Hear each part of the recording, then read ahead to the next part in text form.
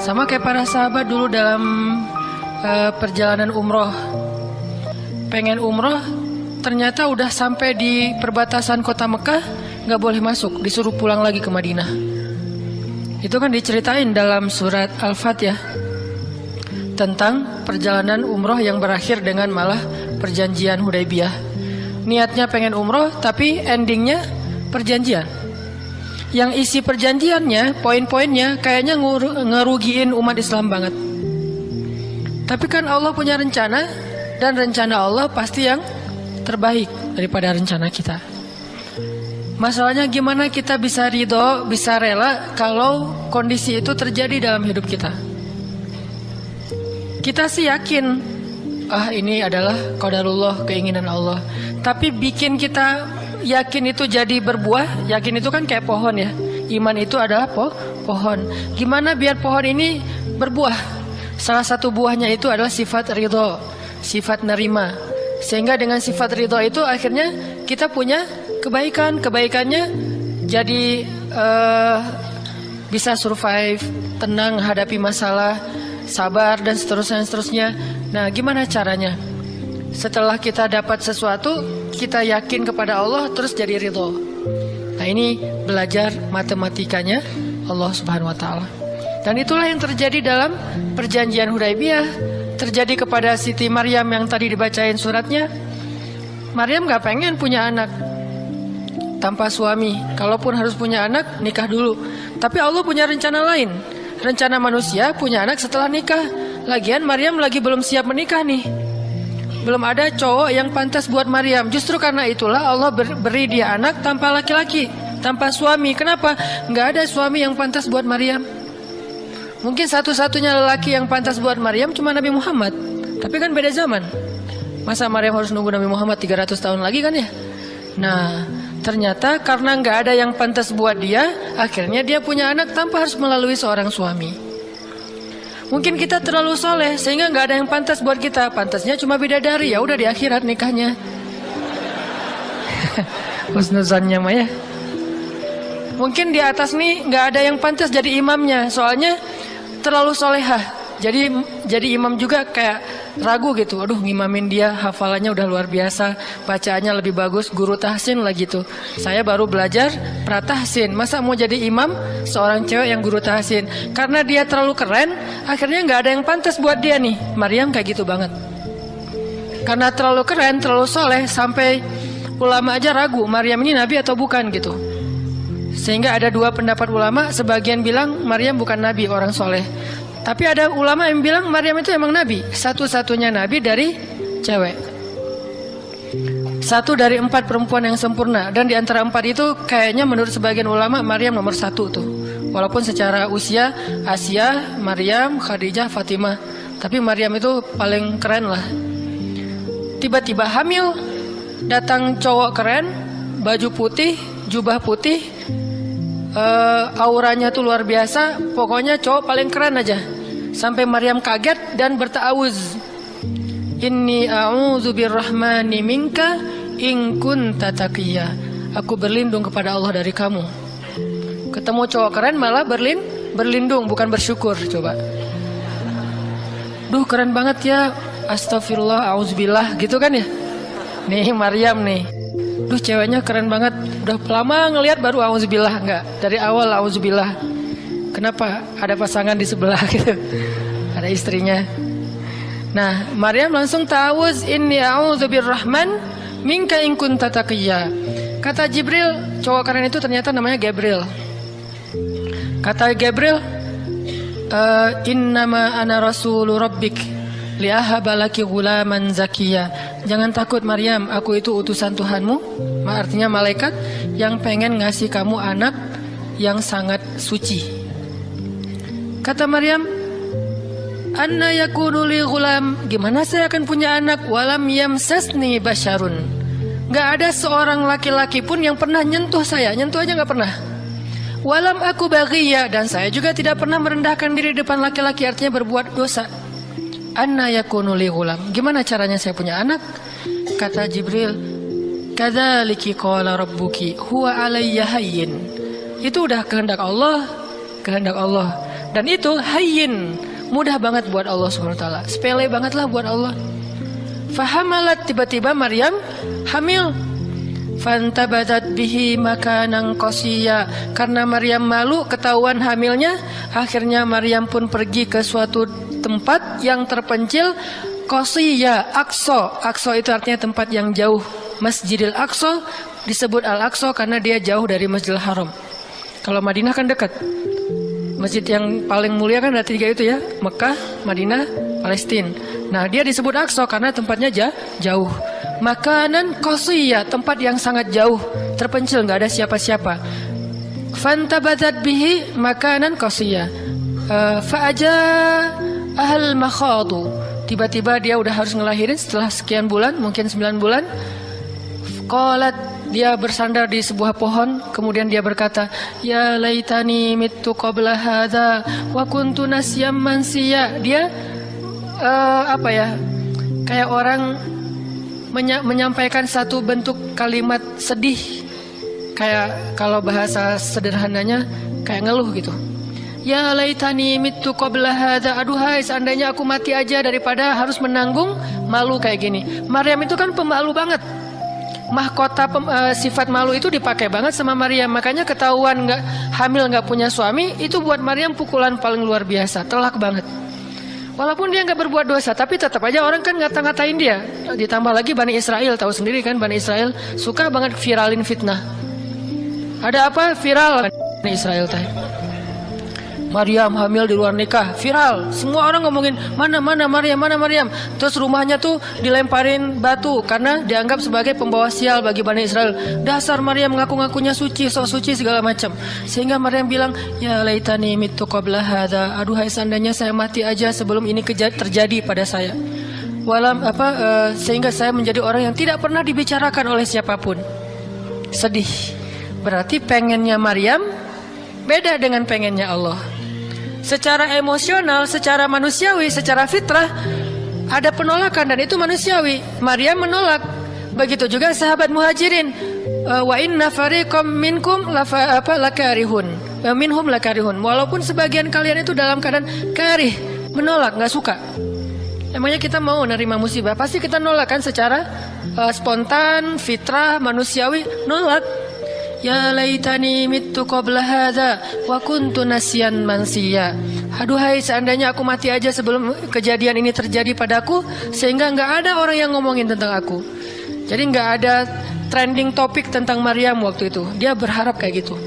Semua berita buka channel mana aja Maryam. Asal buka Instagram yang muncul duluan di home tuh Maryam. Viral banget, semua orang ngomongin Maryam. Sehingga Maryam bayangin, semua orang ngomongin kita se-Indonesia. Karena emang sebelumnya kan Maryam memang selebgram banget kan. Semua orang pengen nge-following Maryam. Jangankan yang cewek-cewek, yang cowok juga pengen nge-following Maryam. Cuman gak ada yang pantas. Semuanya kagum sama Maryam, respect. Tiba-tiba berubah. Kalau gak naik, jatuh kan gak berasa nih. Kita gak naik jatuh, paling keseleo dikit. Tapi kalau naiknya udah terlalu tinggi jatuh, kan lebih sakit nih. Maryam tuh naiknya udah terlalu tinggi. Saking tingginya sampai Nabi menyebut dia satu di antara 4 yang sempurna di muka bumi. Nggak ada perempuan yang sempurna kecuali 4 itu. Itu benar-benar dipuja-puja tuh Maryam. Pengen punya anak nanti namanya Maryam. Pengen punya istri kayak Maryam. Pengen punya ibu kayak Maryam. Pokoknya Maryam itu idola banget tuh di zaman tersebut. Bani Israel kalau suka lebaynya luar biasa, kalau benci, wah noraknya juga luar biasa. Tuh Bani Israel. Berlebihan gitu. Kalau suka habis-habisan sampai dijadikan Tuhan kan dulu mereka pernah mengangkat seorang laki-laki yang soleh jadi Tuhan, namanya Uzair. Uzair. Disebut sebagai anak Tuhan. Kemudian juga Isa juga gitu. Bani Israel tuh luar biasa kalau suka. Kalau benci, wah habis-habisan juga tuh dijelek-jelekin. Kayak mereka ngejelek-jelekin Musa, Harun. Kalau Harun nggak terlalu sih, Musa. Kayak mereka ngejelek-jelekin Nabi malaikat malaikat Jibril. Kan Bani Israel paling gak suka sama Jibril ya. Jadi gak ada orang Yahudi nama anaknya Gabriel tuh gak ada. Rata-rata nama anaknya Michael. Karena mereka senang banget sama Mikail, gak suka sama Jibril. Kenapa? Jibril itu kalau turun pasti bawa perintah. Wahyu kan? Jibril mah hese bawa perintah wae gitu. bawel Jibril menurut mereka. Kalau Mikail keren, bawa rezeki, bawa rahmat, bawa apa. Sehingga mereka senangnya sama Mikail. Dibikinlah film jin versus Gabriel. Malah nggak yang baik itu waktu itu jin. Kan banyak tuh film-film kayak gitu tuh. Itu memang dari dulu kayak gitu. Nah, Maryam naik tinggi, dipuja-puja semua orang. Maryam, kalau ketemu Maryam, fall back dong, gitu-gitu pada. Wah, pokoknya heboh aja sama Maryam. Tiba-tiba ada kasus, Maryam kan jatuhnya dalam banget sehingga Maryam tuh nggak siap perasaannya. Bukan karena dia sombong dan senang dipuja, tapi memang dia orang yang selama ini nggak melakukan kesalahan apapun, tiba-tiba dihadapkan dengan tuduhan yang sangat-sangat menyedihkan. Mirip dengan yang dialamin oleh Aisyah dituduh selingkuh. Orang sekelas Aisyah dituduh selingkuh kan berat banget. Kita aja dituduh macam-macam udah wah sedih kan, apalagi Aisyah, sekelas Aisyah yang terjaga dituduh selingkuh. Maryam terjaga dituduh selingkuh. Ternyata diam-diam Maryam banyak banget ada versi gosip dia melakukannya dengan rahib. Ada gosip melakukannya sesama murid di Al-Aqsa, ada gosip melakukan dengan Zakaria, banyak gosip.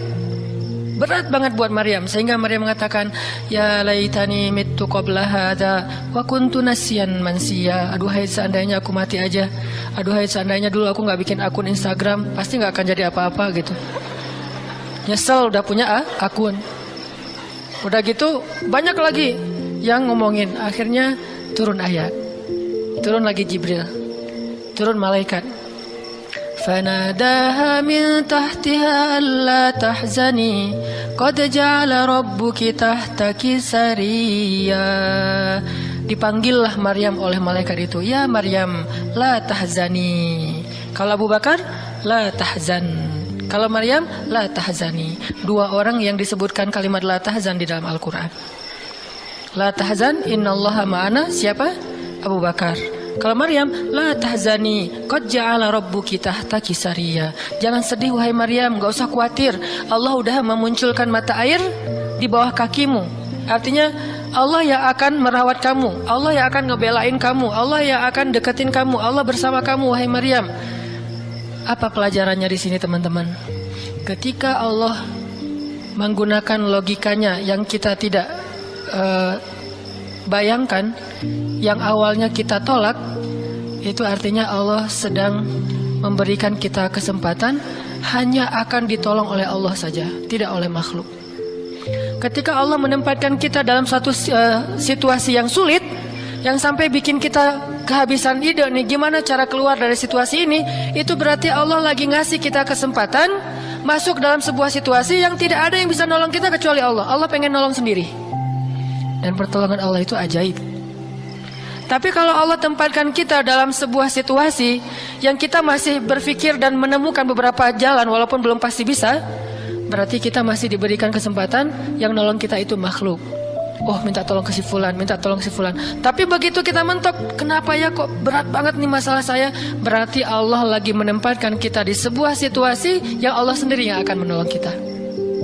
Itulah perang Badar, itulah perang Ahzab, itulah Hudaybiyah, itulah Maryam, itulah banyak kisah kayak gitu. Situasi yang kayak udah mentok banget, yang nggak pernah kita bayangkan, yang kita awalnya pasti nolak secara spontan. Berarti Allah lagi nempatin kita di sebuah situasi yang Allah pengen men-treat kita langsung sendiri, nggak mau pakai yang lain. Qad ja'ala rabbuki tahtaki sariya. Allah sendiri yang akan memunculkan mata air di bawah kakimu wahai Maryam. Ayub juga kayak gitu. Semua dokter datang habis uang Ayub untuk biaya dokter tapi nggak sembuh. Kenapa? Allah nggak pengen kesembuhannya dengan cara-cara yang kebayang oleh Ayub. Allah nggak pengen kita dapat jodoh dengan cara yang kebayang oleh kita. Reunian, stalking Instagram, salah ngambil kebab. Pokoknya yang kebayang sama kita itu nggak akan. Kenapa? Allah pengen ngasih kita cara yang cuman Allah sendiri yang tahu, dan itu surprise, dan itu istimewa banget. Apa itu? Kalau saya tahu berarti bukan surprise kan? Tunggu aja, masing-masing punya rahasia sendiri-sendiri. Dan ini yang bikin kita terus berharap. Sehingga Maryam tiba-tiba ngelihat di bawah kakinya sama Isa udah ada mata air. Minumlah dari mata air itu. Terus kata Allah, wa huzzi ilaiki bijid'in nakhlah تساقط عليك رطبا جنيا.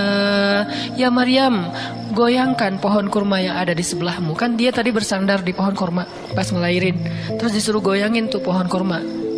Saya pernah bilang, bayangin gimana seorang perempuan yang baru ngelahirin, yang lagi lemah, disuruh goyangin pohon korma. Pohon korma itu ukuran diameternya sebesar meja ini nih, lebih besar daripada diameter pohon kelapa. Bayangin, ngegoyang pohon korma sebesar ini, seorang perempuan, goyang gak tuh pohon? Gak bakal. Laki-laki aja gak goyang, apalagi sendiri. 10 orang laki-laki aja ngegoyang pohon korma segede ini, belum tentu goyang. Goyang aja enggak, apalagi sampai ngejatuhin buah korma. Kalau buah korma yang udah tua jatuh masih mending, nih yang muda jatuhnya tuh. Berarti kan goyangnya lumayan tuh. Berapa skala Richter ya? Yang muda jatuhnya rutoban janiya, bukan korma yang tamar, yang udah tua, yang udah emang dihembus juga pakai angin jatuh, enggak. Wahuzzi, goyangkan pohon kurma itu ya Maryam. Apakah Maryam berpikir Allah kalau ngasih perintah yang logis deh? Enggak kan? Kan Allah tahu ini pohon kurma dan saya baru ngelahirin, masa disuruh goyang? Enggak. Logika kayak gini, pertanyaan kayak gini nggak muncul dari orang yang udah pasrah banget sama Allah, yakin kalau Allah yang perintahkan, lakukan aja deh. Gak usah tanya gimana nanti hasilnya, itu bagian Allah, bagian kita ngelakuin apa yang Allah perintahin, disebut dengan ikhtiar. Kadang-kadang ikhtiarnya nggak nyambung dengan hasil, tapi Allah suruh, ya udah lakuin aja. Maryam pegang tuh pohon, baru digoyang dikit udah langsung berguncang. Tusakit alaiki, jatuhlah, bukan jatuh, berjatuhanlah, berarti banyak nih. Berjatuhanlah untukmu rutoban janiya, buah-buah kurma yang masih muda tapi manis. Artinya apa? Hasilnya Allah yang pilih. Kurma yang mana yang mau jatuh, dengan rasa apa yang mau jatuh, yang jaraknya sekian dari tempat duduknya yang Maryam yang akan jatuh. Allah yang menentukan hasil. Tugasnya Maryam cuma ngegoyangin dong, walaupun gak mungkin akan terguncang. Ini iman. Belajar iman. Allah yang suruh, ya sudah saya lakukan.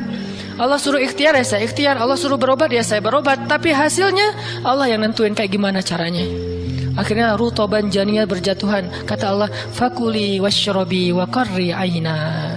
Makanlah Maryam, minumlah Maryam, dan bersenang hatilah kamu dengan semua ini. Sehingga kata Nabi komen setelah baca ayat ini nih. Nabi komen Nabi apa? Korma dan manusia itu ada hubungan sejarah, diciptakan dari jenis tanah yang sama.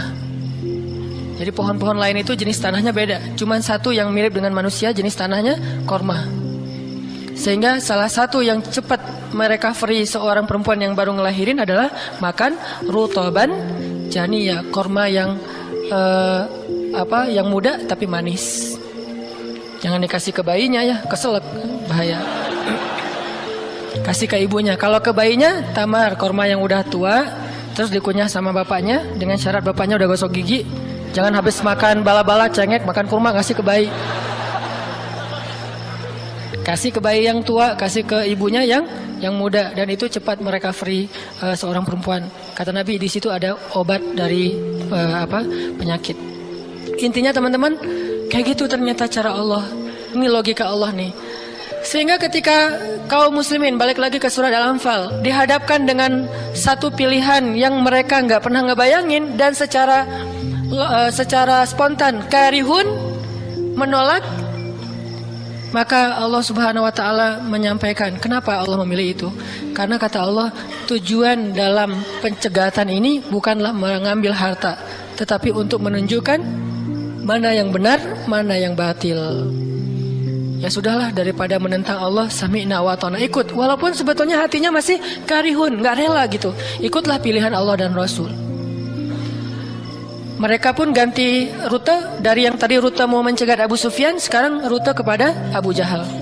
Mulai ngutus mata-mata Abu Jahal, berapa pasukannya segala macam, bermalam di sebuah tempat di daerah situ. Malamnya Nabi itu nggak bisa tidur. Nabi sepanjang malam beristighosah.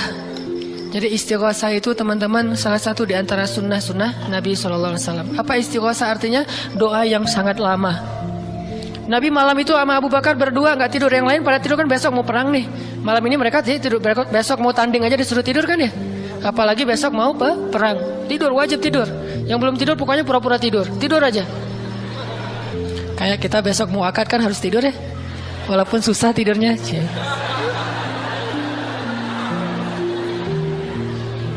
Pokoknya kalau mau akad nggak bisa tidur teman-teman. Ngapain? Ngafal aja. Saya terima kok. Nanti takut salah saya tolak kan bahaya. Udah diizinin sama calon mertua masih ditolak. Nah, malamnya pada tidur kecuali 2 orang, Rasul sama Abu Bakar. Selalu berdua orang ini nih, pokoknya soulmate banget. Direkam soulmate-nya di Al-Quran. Rasul beristighosah, doa yang sangat khusyuk, berharap banget, panjang lagi doanya sepanjang malam, sampai Nabi mengangkat kedua tangannya tuh nggak gini, tapi gini. Pernah nggak doa gini? Nah, makanya masih sendiri ya. Coba istighosah, ya Allah. Langsung tuh. Jadi kalau doa jangan gini doang, apalagi gini santai. Sesekali doa, Allah. Ternyata belum naik lagi sampai mungkin. Dan itu ada sunnahnya, Nabi berdoa dengan, kan Nabi berdoa kadang mengangkat tangan, kadang tidak mengangkat tangan. Kayak doa sehari-hari misalnya angkat tangan kan ya. Kayak mau makan misalnya, Bismillahirrahmanirrahim amutu wa ahya. Allahumma barik lana gitu ya. Kan nggak harus ngangkat tangan. Sarewai ini. Nah, udah kadang Nabi doanya gini, nelunjuk. Bukan perintah Allah, ya Allah kasih lo ya. Enggak. Nelunjuk dengan filosofi Arab sama filosofi Indonesia beda. Makanya jangan menerjemahkan teks Arab dengan konteks kita, dengan persepsi kita. Terjemahkan dengan persepsi bahasa sendiri. Apa sih maksudnya? Gitulah. Jadi di Arab tuh kalau gini bukan merintah. Gini tuh artinya cuma engkau yang saya harapin ya Allah gitu maksudnya. Jadi kalau ya Allah itu maksudnya engkau doang yang saya harapin, iya karena budua iya karena selain gitu. Bukan ya Allah pokoknya harus ya bukan. Kalau kita pakai dengan logika kita kan kok doa sih nggak sopan sama Allah kayak gitu-gitu amat. Kalau ke manusia mungkin gitu agak kurang sopan. Kalau ke Allah sopan. Bisa gini, bisa biasa aja, bisa gini. Gini juga ada beberapa level. Ada yang gini sampai ke paling atas. Biasanya yang paling atas tuh bab jodoh sih. Kalau bab kuliah masih gini, kerja, giliran jodoh paling tinggi. Apalagi kalau udah jodohnya balikan sama mantan, tuh kayaknya naik kursi. Lebih tinggi lagi. Jadi malam itu Nabi beristighosah sampai syal beliau jatuh, nangis, janggut beliau basah dengan air mata, nangis panjang malam, ya Allah jika besok kami kalah perang, terbunuh semua, mungkin di muka bumi ini nggak akan ada lagi orang yang menyebut la ilaha illallah. Abu Bakar ngambil rida syalnya Rasul, ditaruh lagi, cukup bagimu ya Rasulullah, cukup ya Rasulullah. Allah udah mendengar. Abu Bakar menenangkan Rasul, tapi Rasulullah terus saja gitu. Kayak kita lagi doa kata teman, udah Allah udah dengar, taruh dulu. Kalau kita mah gitu ya. Nah, tapi jangan dibayangin gitu. Rasulullah pasti khusyuk banget, nggak kayak kita. Udah selesai berdoa, pagi-pagi sahabat riuh. Innalillah gitu. Kalau kita kan innalillah pasti ada yang meninggal ya. Siapa yang meninggal? Enggak, innalillah itu musibah, enggak harus selalu orang meninggal. Ya Rasulullah maafkan kami. Kenapa? Ternyata sebagian para sahabat malam itu digoda oleh syaitan sehingga semua pada mimpi basah. Maaf. Tapi kayak gitu emang sejarahnya. Bukan semua. Sebagian besarnya mimpi basah. Sehingga pas bangun mereka dalam keadaan junub, kotor, tidak suci, tapi nggak ada air. Untuk wudhu aja kurang, apalagi untuk mandi. Dan mandi junub kan harus semuanya. Sedangkan besok mereka mau berperang melawan musuh dalam keadaan tidak suci. Ini kayak pertanda buruk gitu. Dan mereka merasa mentalnya makin drop. Tiba-tiba Allah beri ketenangan buat mereka. Turun air hujan. Malam itu hujan turun. Hujannya hujan lokal lagi. Camp kaum muslimin hujan. Camp orang kafir enggak? Hujan. Nyebrang-nyebrang. Hujan enggak. Yang namanya di Indonesia gitu. Di camp kaum muslimin hujan, di campnya orang kafir nggak hujan. Akhirnya pada mandi, alhamdulillah, Allah Akbar. Itu nanti ada ayatnya setelah itu. Coba nanti baca lagi halaman kedua. Ketika ada adegan hujan segala macam, itu ceritanya kayak gitu. Akhirnya makin mantap. Alhamdulillah bisa mandi, wudhu, minum. Baru mereka yakin bahwa ini adalah benar-benar perintah Allah. Nah hidup kita tuh kalau kita ngejalanin hal-hal kayak gini, kita bakalan kayak lagi jalan bareng Allah. Sehingga nanti kita akan banyak melihat keajaiban-keajaiban Allah. Kalau kita nggak pernah masuk dalam situasi ini, kita tuh kenal Allah cuma dari kata orang, nggak pernah jalan bareng. Kita kayak kenal seseorang, tapi kata teman kita, cuma lihat postingannya doang, tapi nggak pernah jalan bareng, jadi nggak kenal dekat gitu, dan nggak akan dapat feel. Begitu juga kita kenal Allah. Kalau kita kenal Allah hanya dalam situasi normal, wajar, nyaman, berarti kita kenal Allahnya cuma dari katanya, cenah. Nggak pernah ngalamin sendiri. Begitu kita dihadapkan dengan situasi kayak gini, berarti kita lagi diajak Allah jalan bareng. Yuk jalan bareng saya. Siap ya Allah. Hah? Banyak kejutan-kejutan, banyak yang bikin kita kaget. Kenapa? Karena kita jalannya dengan zat yang maha kuasa. Dia akan tunjukin kekuasaan-kekuasaannya. Dan kekuasaan Allah yang paling luar biasa ditunjukin justru dalam kesulitan. Kalau dalam normal nggak luar biasa namanya. Kayak kita sama teman kita, dia ngasih kita hadiah atau pinjam duit 100.000 pas kita lagi awal bulan, kan biasa aja ya. Coba kalau dia pinjemin duit 50.000 pas akhir bulan, kan luar biasa kan. Jadi makin kita sulit, Allah tunjukin kekuasaannya. Di situ kita makin lihat gimana kita tuh bergantung banget sama Allah. Emang Allah bikin skenario-nya kayak gitu. Sehingga kalau kita teman-teman dihadapkan atau dikondisikan sama Allah dalam suatu keadaan yang kita nggak siap, yang kita nolak, yang kita berontak, tapi di sisi yang lain kita yakin ini ketentuan Allah, belajar meyakini, oh Allah lagi ngajak saya jalan nih. Allah lagi ngajak saya jalan biar lebih kenal sama Allah, biar Allah nunjukin langsung. Satu, kedua, niatin juga, oh Allah pengen memperlakukan saya khusus, nggak mau pakai yang lain, berdua aja biar Allah yang menolong saya, karena udah nggak bisa ngarap siapa-siapa. Akhirnya kaum muslimin pun melakukan peperangan Badar, duel dulu nih. Jadi ada kayak tarung dulu, 3 orang dari kaum muslimin, 3 orang dari orang kafir. Tarung, salah satunya jagoannya Nabi, kesayangan dan kebanggaan Nabi banget, anak muda yang bernama Ali bin Abi Thalib. Ali maju, kalah musuh, terkapar, 3-tiganya mati. Kaum muslimin bertakbir, ahadun ahad. Yel-yel yang dipakai oleh Bilal dulu di Mekah dipakai oleh kaum muslimin. Menanglah perang Badar.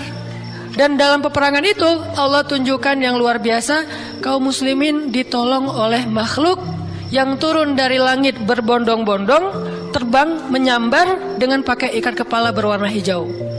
Malaikat. Jadi ada khusus malaikat yang tugasnya sebagai malaikat militer. Ini malaikat angkatan udara nih. Malaikat militer. Kalau yang tadi kan di Maryam angkatan darat. Jadi ngasih korma segala macam. Ini angkatan udara. Nyambar dari atas, bayangin. Kaum muslimin lagi perang, tiba-tiba serangan udara, kan luar biasa tuh. Dan ini pertolongannya munculnya kenapa? Karena kaum muslimin memilih pilihan Allah, menggunakan logika Allah. Di logika itu, di jalan itu, di kondisi itu, Allah bakalan nunjukin banyak keajaiban. Kalau kita pengen lihat keajaiban, belajarlah untuk bersabar kalau kita tiba-tiba berada dalam kondisi kayak gitu.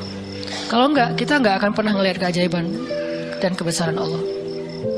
Tiba-tiba datang malaikat nyamber, terus pergi lagi, nyamber lagi. Itu berbondong-bondong tuh, ribuan malaikat. Ngapain sih kok banyak banget ribuan malaikat? Sebetulnya satu malaikat juga ngehembus kan habis tuh orang kafir ya. Ya apaan sih orang-orang, habis kan ya. Gampang kan buat malaikat, kenapa sampai ribuan? Kata Allah alasannya bukan untuk ngancurin orang kafir, alasannya untuk meneguhkan orang beriman. Jadi Allah kirim banyak tujuannya untuk meneguhkan orang beriman, sehingga bertambahlah keyakinan mereka kepada Allah Subhanahu wa taala. Kita aja yang memang tidak diberikan kesempatan bisa ngelihat malaikat, tapi malaikat tuh nolongin kita. Terutama nolongin teman-teman yang masih fisabilillah. Itu Allah, malaikat dekat banget sama mereka. Saya udah nggak tega nyebutnya. Udah lama kan saya nggak menggunakan kata itu ya. Nggak tega juga lama-lama. Teman-teman yang masih sendiri, yang masih dalam penantian, malaikat itu kalian nggak sendiri. Ada malaikat di sebelah. Malaikat juga kasihan sama kita. Kita aja yang nggak ngelihat. Ada malaikat. Kenapa di sini? Saya khusus ditugaskan nemenin orang-orang kayak kamu dan teman-teman kamu. Oh ya, malaikat yang khusus nemenin yang berstatus J tadi. Ada hadisnya Ustadz? Nggak ada sih. Tapi yakinlah bahwa malaikat itu diutus untuk menolong orang-orang yang sabar. Status sabar kan bisa status masalah tadi, bisa masalah rezeki, bisa masalah sakit. Pokoknya ada malaikat aja yang nolongin mereka, ngedoain mereka, berselawat untuk mereka, memberikan naungan rahmat untuk mereka. Pokoknya banyak tuh. Apalagi para sahabat yang tadi mau memilih pilihan Allah walaupun awalnya nolak, karihun. Karena udah milih pilihan Allah, Allah berikan pertolongan yang luar biasa. Mungkin kalau tadi mereka maksain pilihan sendiri, bisa jadi dua-duanya nggak dapat. Abu Jahal nggak dapat, Abu Sufyan nggak dapat apa-apa. Untungnya mereka bersabar memilih pilihan Allah. Itulah hidup. Makanya teman-teman, kalau pas kita dapat satu musibah atau satu masalah, satu ujian, kehilangan sesuatu, itu berarti kita dikasih kesempatan untuk ngedapetin sesuatu yang lebih baik. Gimana caranya? Berhusnuzon kepada Allah. Karena kata Allah, ana inda dhanni abdi bi, aku tergantung prasangka hambaku kepadaku. Berarti kalau kita misalnya lagi dapat masalah, terus kita berhusnuzon, oh Allah pengen ngasih yang lebih baik, itu Allah berarti kayak gitu. Kan kesempatan kan? Kenapa kita malah gunain kesempatan itu untuk bersuuzon? Kenalah kita dengan apa yang kita persangkakan. Aku tergantung prasangka hambaku kepadaku. Pas ada musibah kehilangan sesuatu, oh mungkin memang Allah pengen ngasih saya yang lebih baik dari ini. Ini kan udah lama saya pakai, ini udah 2 tahun 3 tahun, pengen diganti sama Allah. Itu gitu banget Allah tuh sama kita. Terus kenapa kita gak mau berprasangka baik kalau kayak gitu? Masalah yakin. Kalau kita malah pas dikasih musibah kehilangan sesuatu bilang, apa lagi maunya Allah, kayaknya Allah gak senang dengan saya taubat nih, maka Allah juga akan memperlakukan kita kayak kita prasangkain. Makanya kalau kita dapat musibah, ujian, itu berarti kita dikasih kesempatan untuk memikirkan sesuatu yang baik yang akan Allah kabulkan. Kalau nggak dikasih itu, berarti kita nggak dikasih kesempatan memikirkan yang lebih baik. Begitu dikasih, oh saya harus mikirin yang lebih baik nih. Kayak gitu aja terus. Apapun musibahnya. Termasuk yang tadi, gagal dalam hubungan, diputusin atau ditolak, kita mikirin, oh berarti Allah mau ngasih yang lebih baik dari dia. Ternyata tetap ujung-ujungnya dia juga. Kok bisa? Oh berarti dia diperbaiki sama Allah, dibuat lebih baik, dibuat lebih soleh, lebih pantas, baru bareng dengan kita. Coba kalau nggak dibuat lebih soleh udah langsung jadian, kan bisa bahaya juga buat kita. Stres juga kan mikirnya ya. Makanya Nabi mengatakan, sebaik-baik perhiasan adalah istri yang soleha. Itu benar-benar menyenangkan hati. Kebahagiaan bagi laki-laki itu adalah memiliki seorang istri yang soleha. Istri yang soleha itu bukan cuman istri yang hafal Qur'annya banyak, yang hafal hadisnya, bukan wawasan. Istri yang soleha itu istri yang akhlaknya baik, yang kalau kita ngelihat dia langsung bahagia. Jadi pulang ke rumah itu nggak pernah nyetel TV. Kenapa papa nggak pernah lihat TV? Kan lihat mama.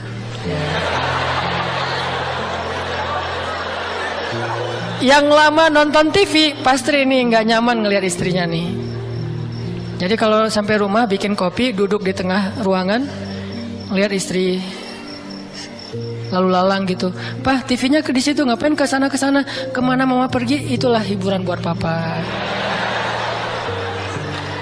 Berat juga Pernah nggak ngomong kayak gitu? Belum.